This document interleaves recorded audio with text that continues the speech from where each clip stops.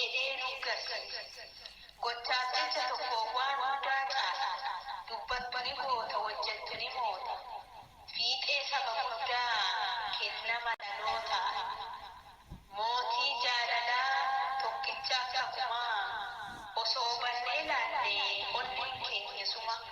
Osoo bannee laallee onneen keenya suma. Mo'annaan akka keetiitti osoo doorsisaan osoo tumaaf uleen biyya hin boonchisin. Isa xiqqaaf guddaan fedhaa walgayyaa isa dhugaa moo'ee garaa keenya raasa. Wanti dirqii kudhanis yoo bahe isaaf waan dirqii.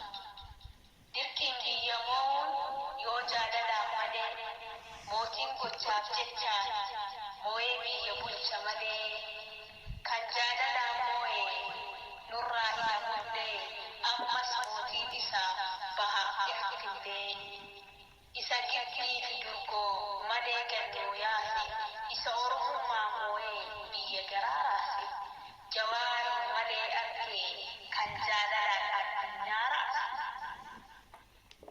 Yaa gadhee Jawaariin of hin gittu yoo hojjatte saba keetiif waan jaalalaa sabarraa fudhatta.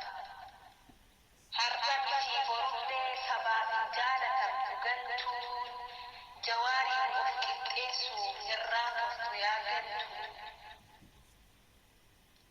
Barreessaan walaloo Abdurramaan Huseen walaleessituu sagalee Hawwiyee Intala Sikkoo Mannoo Horaa Bulaa Deebalaa Oromoo.